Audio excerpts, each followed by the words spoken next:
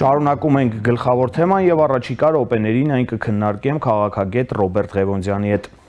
Բարի երեկո, պարոն Ղևոնդյան, շնորհակալ եմ, որ միացել եք մեզ։ Բարև ձեզ։ Պարոն Ղևոնդյան, հայկական կողմը արտգործնախարարի մակարդակով վերջին շրջանում արձանագրեց բանակցություններում, հայ-ադրբեջանական բանակցություններում որոշակի հետընթաց, դրա մասին կարծես փաստում են նաև Ալիևի տարեսկզբին որդեգրած դիրքորոշումները եւ բավականին կոշտ ռետորաբանությունը, ինչպես բանակցել մի կողմի հետ, որն ընդհանրապես կարծես ցանկություն չունի խաղաղության այդ պայմանագիրը կնքել եւ որին այս իրավիճակը անորոշ ավելի ձեռնտու է կարծես։ Ես չէի անվանի դա հետընթաց, դա ավելի ճիշտ կարելի է բնութագրել որպես գործընթացի լճացումից չընթացում։ Իրականում գործընթացը լճացել էր սկսած ամառվանից, Օբրայանի այցը Բաքու որոշակի փոփոխություններ մտցրեց, այնուամենայնիվ այդ փոփոխությունները միայն հայտարարությունների մակարդակում եղան, թեև կարող ենք որպես Հայաստանի համար դրական զարգացում նշել 32 գերիների վերադարձը, այնուամենայնիվ ընդհանուր առմամբ կարելի է ասել, որ բանակցային գործընթացը տեղից չշարժվեց։ Եվ այն, որ այսօր Ադրբեջանը այլ հայտարարություններ է անում, դա նորություն չէ, հիշենք նույնպիսի իրավիճակ էր օրինակ Կազանից առաջ եւ Կազանում, որտեղ Ադրբեջանը նոր հայտարարություններով, նոր պահանջներով ներկայացավ, մշտապես Ադրբեջանը այս մարտավարությունը օգտագործում է բանակցությունները ձգձգելու, լճացումը շարունակելու համար եւ թե Հայաստանը, թե միջազգային հանրությունը պետք է արդեն սովոր լինեին։ Այս ձգձգումը, այս լճացումը ընդհանուր բանակցային գործընթացի ինչով է ձեռնտու Ադրբեջանին, փորձենք նաեւ դա հասկանալ։ Ադրբեջանը հաղթող կողմն է, ինքն իրեն պատկերացնում է տարածաշրջանում որպես նոր հեգեմոն ուժ եւ այս ինչ որ կերպ սահմանափակել սեփական գործողությունները չի ցանկանում, դա նորմալ է այն դեպքում, երբ պետությունը ունի մեծ նպատակներ, իսկ Ադրբեջանը իդեմաս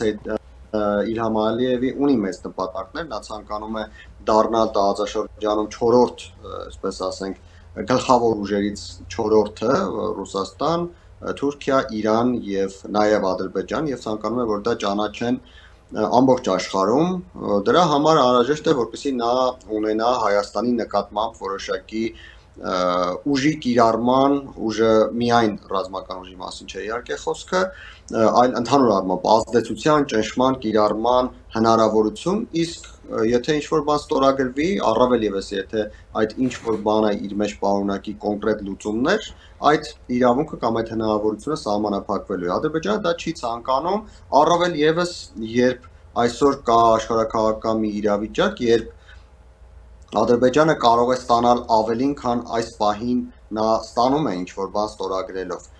Եվ կարողանում են նաև աշխարհաքաղաքական իրավիճակն օգտագործելով խաղալ տարբեր բևեռների միջև փոխհարաբերությունների առանցքում։ Այս պատճառներով էլ Ադրբեջանը չի ցանկանում այս պահին գործընթացը տանել առաջ։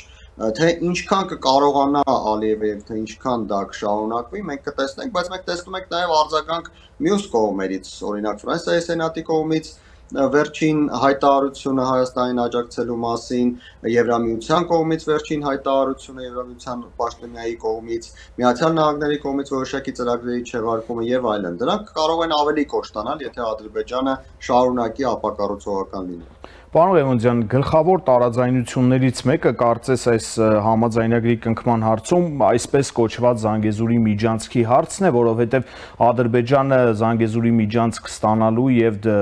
դրանում Հայաստանի Հանրապետության մաքսային եւ սահմանային գործունեությունը լրիվ վերացնելու պայման է դնում, մյուս կողմից էլ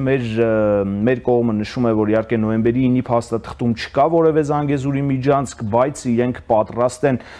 տրամադրել որևէ հաղորդակցություն ապահովել Ադրբեջանի եւ Նախիջևանի միջև որոշակի պարզեցված ռեժիմով։ Այսինքն Իլհամ Ալիևը որևէ թեզ է մեջ բերում ասպարեզ եւ ընդհանուր առմամբ բոլոր խոսակցությունները ծավալվում են դրա շուրջ, անկախ նրանից, որ նոյեմբերի 9-ի փաստաթղթում այդ մասին որևէ հիշատակում չկա։ Ինչպես պետք է մեր կողմը ընդհանրապես անի, որպեսզի կարողանա իր մոտեցումները, իր դիրքորոշումները եւ այն բանը, որը թերևս ակնհայտ է, նաեւ հասցնի մյուս կողմերին, որոնք շահագրգռված են այս խաղաղության գործընթացում։ Ես համաձայն չեմ, որ գլխավոր անհամաձայնությունը Զանգեզուրի միջանցքն է, չկա գլխավոր անհամաձայնություն, կա Ադրբեջանի կողմից մանիպուլացնելու հավորություններ, որոնցից մեկը հենց Զանգեզուրի միջանցքն է, հավատացեք, ես հավատացած եմ եւ ցանկանում եմ հավատացնել նաեւ մեր ունկնդիրներին, որ եթե օրինակ Հայաստանը ինչ-որ պահի հայտարարի, թե ընդունում է Զանգեզուրի միջանցք կոչվածի վերաբերյալ Ադրբեջանի մոտեցումները, Ադրբեջանը կգտնի մեկ այլ կետ, որտեղ եւ որը Հայաստանը չի կարող ընդունել, օրինակ անկլավները կարող է օգտագործել, կարող է խոսել ինչպես ասաց Ալիևը վերջին իր հարցազրույցում ջերմուկի ադրբեջանական քաղաքներում Կապանի, ի վերջո Երևանի եւ այլն, այնքան ժամանակ, քանի դեռ Ադրբեջանը գտնում է, որ իրենց ձեռնտու չէ ինչ որ բան Հայաստանի հետ ստորագրել։ Ինչ վերաբերում է կոնկրետ Զանգեզուրի միջանցքին, պետք է նշել, որ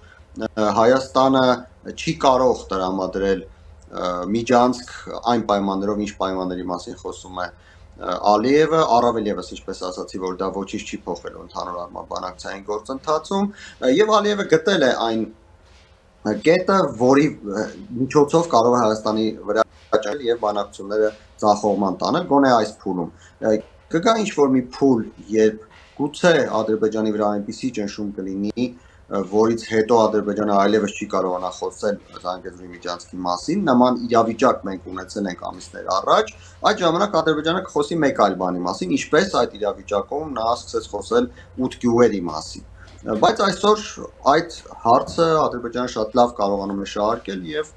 դա հնարավորություն է տալիս, ինչպես ասացի, ցախողել գործընթացի առաջընթացը։ Եվ հասկանանք այս տարվա ընթացքում ինչ հեռանկարներ կան բանակցային այս գործընթացում, որովհետև ըստ էության ներգրավված բոլոր կարևոր աշխարհաքաղաքական կենտրոններում նաև որոշակի ընտրական գործընթացներ են Ռուսաստանում, Գառնանը, Եվրամիությունում եւ Միացյալ Նահանգներում մի փոքր ավելի ուշ։ Ինչ սպասել բանակցային գործընթացում, կարծես այս ամենը Ալիևի համար հնարավորություն է ել ավելի ձգձգելու եւ ել ավելի մեծ լճացման տանելու գործընթացը, թեկուզ գոնե միայն այս տարի։ Մի կողմից այո, դա հնարավորություն է ձգձգելու իջացման տանելու, բայց մյուս կողմից եկեք չմոռանանք, որ Արևմուտքն է հարուցել այս բանակցային գործընթացը եւ Արևմուտքում ցանկանում են ինչ-որ բան ստանալ, ինչ-որ արդյունք ստանալ, որը օրինակ կարող են օգտագործել ներքին սպառման համար, կոնկրետ Միացյալ Նահանգներում վարչակազմը դեմոկրատական կարող է դա որպես հաջողություն ներկայացնել եւ հուսալ, որ դրա արդյունքում որոշակի ավելի շատ Այստեղ ամենահավանական կանխատեսումն այն է, որ կպատրաստվի ինչ-որ փաստաթուղթ, որից դուրս կմնան գլխավոր հարցերը, օրինակ Զանգեզուրի միջանցքի վերաբերյալ, օրինակ անկլավների փոխանակման կամ անկլավների հարցի լուծման վերաբերյալ եւ այդ փաստաթուղթը առանց այդ զգայուն հարցերի գուցե ստորագրվի Հայաստանի եւ Ադրբեջանի կողմից, ինչը իրականում, եթե այսպես խոշոր հաշվով դիտարկենք, չի տալու ոչինչ ոչ Հայաստանին, ոչ Ադրբեջանին, բայց տալու է ինչ-որ բան այն հարուցող կողմերին, Արևմուտքին, առաջին հերթին Միացյալ Նահանգներին։ Իհարկե, ինչքան ավելի շատ լինեն կոնկրետ եւ հանգուցալուծման տանող կետերը, այնքան ավելի մեծ կլինեն իմ նշած օգուտները նույն Արևմուտքի եւ առաջին հերթին Միացյալ Նահանգների համար, բայց ամբողջապես հանգուցալուծում այս տարի ես չեմ կանխատեսում։ Իսկ միգուցե հնարավոր այն պայմանագրում, որի հավանականությունը մենք չբացառեցինք, այսինքն որոշակի պայմանագիր, որտեղ վիճելի է այդ կետերի մասին չի խոսվի, միգուցե այդ պայմանագրում արդեն որոշակի հստակություն նաև մցվի հետագա քայլերի վերաբերյալ, օրինակ սահմանազատման եւ սահմանագծման գործընթացի վերաբերյալ որոշակի հստակություն մցվի, որոշակի աշխատանքների նախանշման քարտեզ կամ այլ հարցերի վերաբերյալ որոշակի հստակություններ ամենայն դեպս։ Հնարավոր է այդպիսի բան։ Իմ կարծիքով Ադրբեջանը, Ալիևը ամեն ինչ անելու են, որպեսզի հնարավորինս ավելի абստրակտ թուղթը, որպեսզի այնտեղ կոնկրետությունները լինեն հնարավորինս քիչ եւ դա հնարավորություն տա հետագայում խախտել այդ պայմանագիրը կամ նույնիսկ չխախտել, անել գործողություններ, որոնք պայմանագրի տանություններում այսպես ասենք կորցնել այդ իրենց կատարած գործողությունների իմաստը, ինչը առաջին հերթին այս պահին հավանաբար եթե ստիպված լինի ստորագրել Ադրբեջանը, կհամընկնի հենց Ադրբեջանի շահերին, Հայաստանը իր հերթին կփորձի իհարկե հստակություններ մտցնել հատկապես այն հարցերի շուրջ, որոնք ցանկանում է Հայաստանը այս պահին կարգավորել, օրինակ անվտանգային խնդիրների շուրջ, բայց այստեղ Հայաստանից քիչ բան է կախվել։ Պարոն Ղևոնդյան, շնորհակալ եմ մեզ միանալու եւ թեման վերլուծելու համար։ Ընտրեմ։ Դուք դիտում եք գլխավոր թեման, ես Հակոբ Գևորգյանն եմ, կհանդիպենք։